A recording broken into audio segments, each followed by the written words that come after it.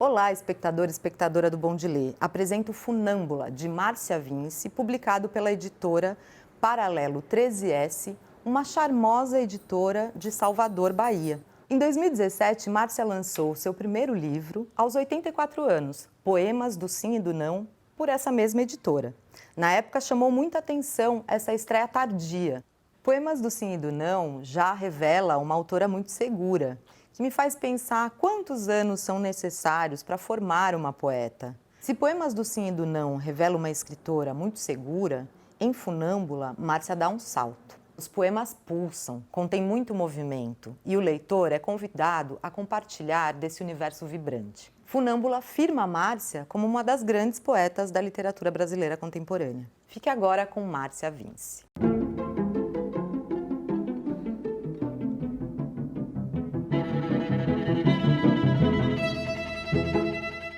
Quando você chega na velhice, você fala, bom, e agora? Estou sozinha, as gavetas estão entupidas de poema, e o que a gente vai fazer?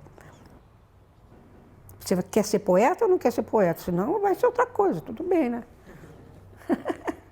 Mas é uma coisa que vem de mim desde criança, né? Está lá dentro, não adianta, você não tira, né? E aí eu resolvi me colocar em relação com esta coisa, com esses papéis, para que isso formasse uma obra. Antes mesmo de ser alfabetizada, eu tinha fascinação para história de letras, ficava vendo placas, sabe, coisa, revista. Eu tinha uma atração. E eu começava a fazer aquelas gratujas, né? Papel de pão. No lugar eu estava rabiscando coisa na parede. E aí, quando eu fui alfabetizada no grupo escolar, foi uma coisa assim para mim maravilhosa, coisa lúdica, sabe? Quando eu pensei que todas aquelas letrinhas a gente podia juntar, fazer coisas, fazer frases, foi um encantamento a alfabetização para mim. Nasci e cresci lá, é uma cidade turística, né? Que tem como a coisa principal da cidade, que são as águas termais, né? E ela foi fundada pelo doutor, o pai do Antônio Cândido. Ouvia sempre falar, desde a minha infância, o doutor Aristides na minha família era um ídolo. Porque eu tinha uma tia, irmã do meu pai, que trabalhava nas termas. Trabalhou desde que inaugurou, ela trabalhou lá. Meu pai era um marceneiro, aliás, maravilhoso marceneiro. Aquela cadeirinha ela foi ele que fez. E minha mãe era dona de casa, doceira, fazia doces maravilhosos. Mas era uma família operária, né? Família simples. E os recursos, poucos recursos, né, para estudo, para comprar livro. Nós não tínhamos livro, não tinha nada em casa. Mas era uma família, era um tempo em que a pobreza parece que tinha uma dignidade, né? Cada uma tinha o seu quintalzinho, tinha sua hortinha, tinha sua galinha, minha mãe tinha plantação de couve. Eu não me lembro nada de miséria, não. Mas não havia escola pública na cidade para ensino médio. O que havia lá, e começou lá, foram umas freiras, vieram da França, para fundar essa escola para moças, filhas de fazendeiros, porque tinha muito fazendeiro de café. Havia naquela época, no grupo escolar, no fim de cada ciclo, a prefeitura dava uma bolsa para um certo número de alunos para continuar a estudar, porque não tinha escola pública. Aí eu ganhei uma bolsa para essa escola das freiras lá, fui caindo assim de paraquedas. Era uma escola realmente de elite, sabe? E essas freiras trouxeram toda uma cultura, né? Uma coisa bem diferente. E eu gostava de ir lá porque eu gostava muito de estudar. Mas não era o meu ambiente. Eu fui uma menina, graças a Deus, tive uma infância muito feliz, criada na rua. E eu tive um contato muito direto e muito particular com a cultura de rua. que o pessoal mais simples da cidade ainda conservava aquela cultura de rua, as procissões, as congadas, né? As congadas, a festa do Espírito Santo, dos Reis Magos. Então tinha aquele pessoal que vinha das roças, né? Com os seus grupos. A gente participava muito disso, porque as pessoas que vinham, os roceiros, que a gente falava que vinham do interior, essas pessoas é que traziam a cultura local para a cidade, né? E a gente, criança, a gente estava muito ligada nessa cultura, nesses falários, né? Que era o jeito que as pessoas falavam cantando e cantavam falando. Tinha uns rituais também que a gente participava, por exemplo. Eu amava os enterros do anjinho, né? Que morriam muitas crianças, porque não havia ainda vacinação, né? Havia muito óbito de crianças pequenas. Então se fazia um ritual que se chamava o enterro de anjinho, o enterro do anjinho. E era um cortejo que você passava pelo centro da cidade. E vinha aquele grupo lindo das crianças, carregando o caixãozinho e as flores, atrás os pais, os adultos, né? E eu achava lindo que você passava as pessoas na rua, os homens tiravam o chapéu, sabe? Era aquela reverência, uma coisa assim muito tocante, dessa coisa desse contato com a morte que a gente tinha muito pequena, né? E aí a gente ia até o cemitério, aí enterrava o anjinho, aí depois a gente fazia uma ciranda em volta do túmulozinho, cantava, uma festa, né? Uma festa, uma celebração. E isso tudo, para mim, a formação, foi uma coisa muito importante, muito importante. Eu acho que isso aí, desde de lá, estava já a minha poesia. São Paulo foi uma experiência maravilhosa. Fiz a faculdade com muito esforço, mas foi muito bom também. Eu fiz muita coisa antes de casar. Nossa, eu trabalhei como secretária, trabalhei em banco, trabalhei como datilógrafo de um advogado que estava escrevendo um livro. Eu fiz tanta coisa que eu nem sei, nem me lembro mais. Mas isso aí eu quis parar e falei, não, pôs filho no mundo, é responsável, não tem conversa. E assim foi, fui tendo os filhos, mas nunca parei de escrever. Sempre tinha um papelzinho, uma coisa que eu escrevia uma palavra, escrevia uma frase, aí ia formando versos. E eu, quando vim para cá, eu já escrevia poesia lá em Poços de Caldas. Nunca parei de escrever. Eu nunca me lembro na minha vida que eu tenha parado de escrever. Quando eu tinha um filho no peito e ou o livro, ou estava escrevendo alguma coisa. Quando a caçula foi para a escola, eu comecei a estudar para um concurso da rede pública de São Paulo, de professor. Aí prestei concurso, passei no concurso e fui trabalhar numa escola na periferia de São Paulo. Eu tinha direito de escolher 20 horas semanais ou 40, como concursado e tal, né? E eu escolhi 20, porque no período em que as crianças, os menores, pelo menos, estavam na escola, eu estava trabalhando, depois eu voltava. E aí os poemas vão ficando na gaveta? Na gaveta. Na gaveta, a vida inteira? Era a vida inteira na gaveta. Isso é inacreditável o tanto de papel que eu tinha guardado. Uma coisa impressionante.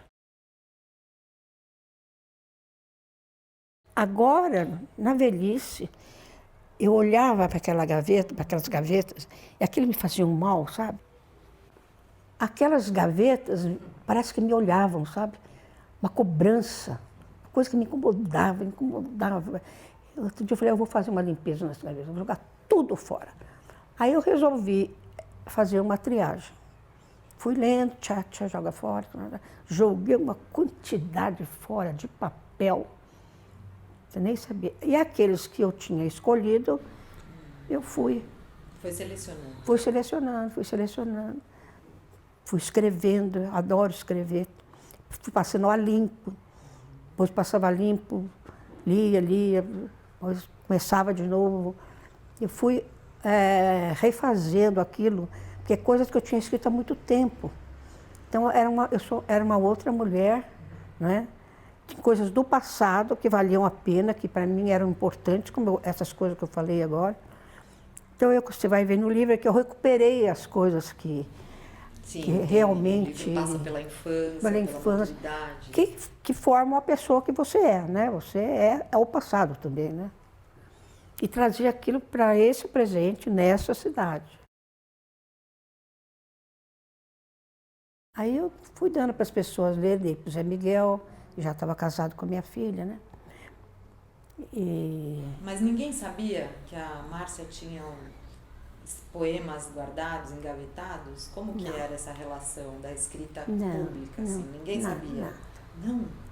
Nem o marido antes de morrer? Ele sabia, mas ele tinha um outro tipo de vida, era um homem político, dedicado à vida pública. Ele achava que eu escrevia para mim, para uma coisa assim de espairecer, né?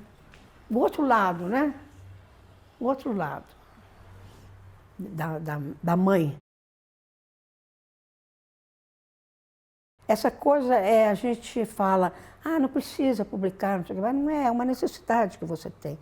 Porque o olhar do outro, às vezes, você fala, a crítica, a observação, um comentário, aquilo às vezes mostra coisas que você não viu, que você não pressentiu.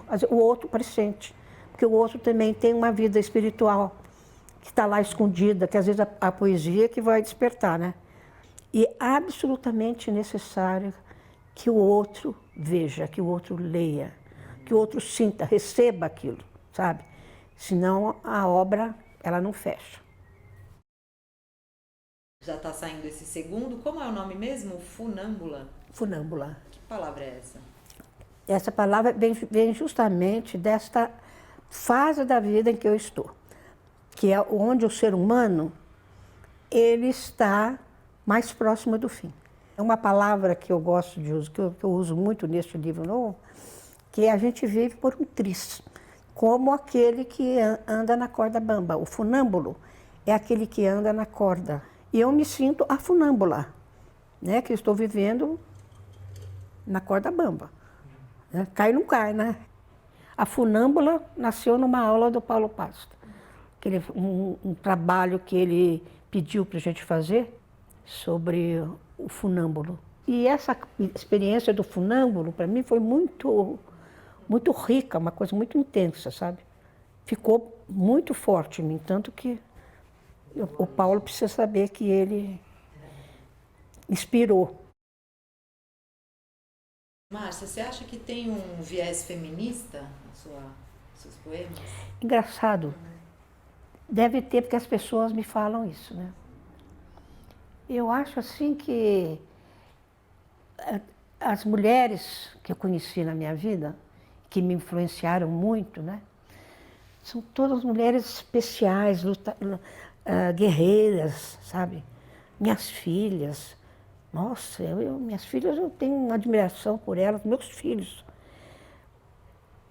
E eu acho assim que realmente a mulher, ela está conseguindo assumir um papel que, se Deus quiser, esse papel vai aparecer desde que ela consiga se valorizar realmente.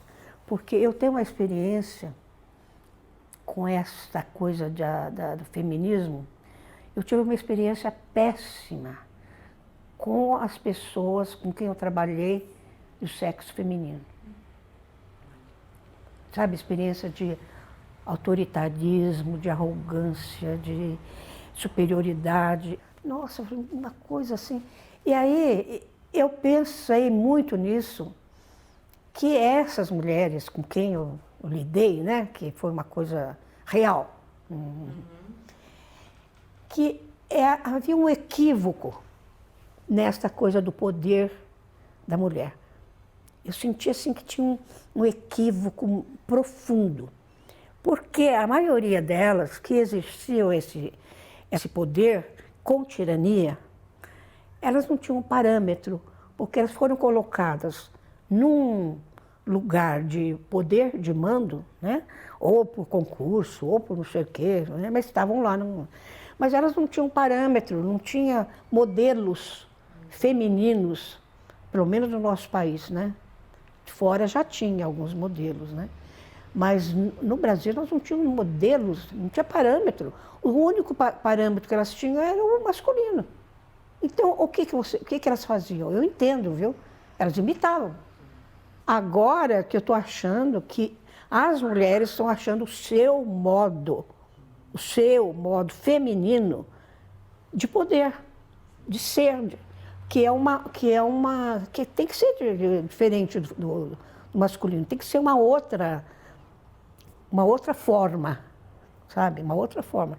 E na poesia, as coisas aí que as pessoas acham que é feminista, é um movimento de uma mulher que, com a poesia, descobre essa riqueza feminina.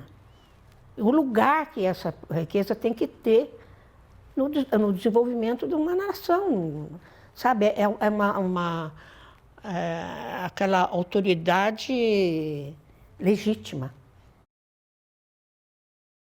A poesia, não o poema, a poesia, ela não é escrava do verso. Ela não é escrava do verso, não é escrava de nada. É a coisa mais livre que existe, é a poesia. Então, a poesia, ela pode estar dentro do verso, ela pode estar dentro da prosa. Para mim, o livro que mais me trouxe dicas poéticas, ideias poéticas, foi isso aí, O Grande Sertão Veredas, que é prosa. Quer dizer, não é prosa, é poesia, sabe? A poesia tem em todo lugar, está aqui em você. De repente você olha uma coisa, que coisa poética, entende? É uma coisa também ambígua. Você não pode nela procurar certezas. Ela não te dá certezas, não é uma ciência exata, né? Aliás, atrás acho que tem mais incertezas, interrogações, não é? Então, é essa coisa que para mim, é uma vida interior. Eu acho que o ser humano, sobretudo quando ele envelhece, sempre, mas quando ele envelhece, ele tem mais necessidade de uma espiritualidade. E a espiritualidade pode ser uma religião, pode ser qualquer coisa que te dê forças internas, né? Para você não capitular essa decadência, né, do corpo. Todo tempo de vida é uma preciosidade, é a coisa mais preciosa que você tem. Então não é porque você está velha que você vai desprezar essa joia que você ganhou. É uma dádiva, não é? A vida é uma dádiva. Então não é porque você está velha que você vai deixar de viver, né? Por pouco que seja, é a vida. É a corda bamba que você está em cima, é a funâmbula que está indo, né?